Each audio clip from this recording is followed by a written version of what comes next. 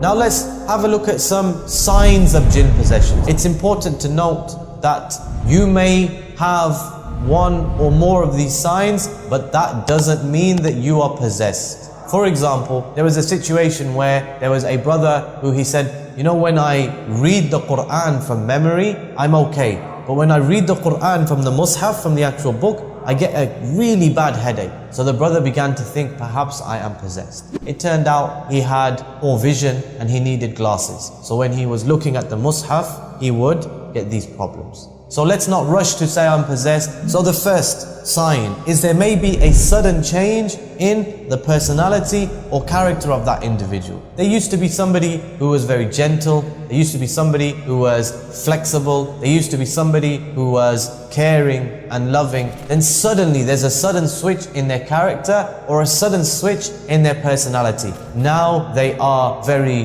harsh, they are very rough and tough. The woman, from being a woman who was perhaps able to be patient and bear patiently, now all she wants to do is argue, all she wants to do is curse, all she wants to do is blame, etc., etc. All of these things, they may be due to jinn possession. The individual may have fits. So you may find that they just have random blackouts, often in the toilet or after leaving the toilet, because the toilet is a place of filth and this is where the shayateen reside. So often in the toilet they will have a blackout, or they will walk out of the toilet and they will just black out. Likewise, there may be a hatred to the Quran or a hatred of the adhan. When the adhan is called, the shaitan flees, as the Messenger ﷺ told us. So if you call the adhan, or if the adhan is on the television, then they may become very upset or angry, or they may just storm out of the room for no apparent reason, or they may say, get this rubbish off, or something like this, because they may be possessed. Likewise with the Quran.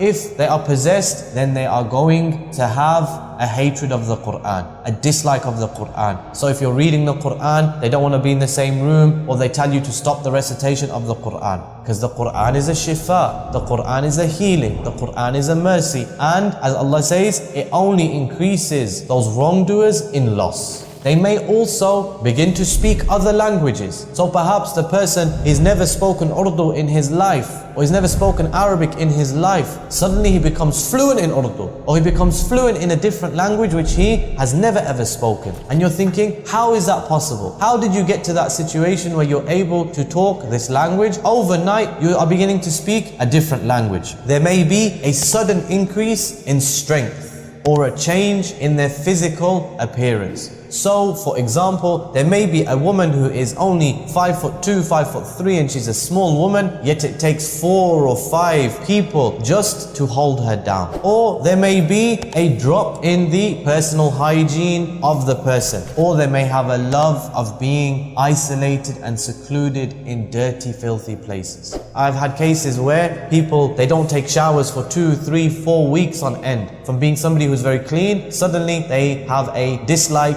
of personal hygiene, and their personal hygiene is very, very poor. Or they love to be sat in the toilet, or they love to just go on randomly 2, 3 o'clock in the morning, they just go and sit under a tree, or they just go to the graveyard, or they just wake up and sit in the toilet for hours and hours and hours on end. Likewise, there may be a hatred towards al-Islam. So if the jinn which is possessing them is non-Muslim, because just as we have Muslims and we have non-Muslims, if the jinn which is possessing this individual is a non-Muslim jinn, then it will have a hatred towards Allah, a hatred towards the Quran, a hatred towards Islam in general. Now, these signs and these symptoms, as I've mentioned, they're fairly general. So it may be, for example, that one day a person is upset and the Quran is on, or whatever it may be, and they just storm out the room, not because of the Quran, but because they're upset, because they are feeling emotional for whatever reason, so they leave the room. So do we say now this person is possessed? Of course not. We investigate further, what's wrong with you, how are things, etc. And we then take it forward from there. We take our symptoms to somebody who is qualified. All of these things are just signs and symptoms. They are not surefire ways of knowing that you are possessed for sure.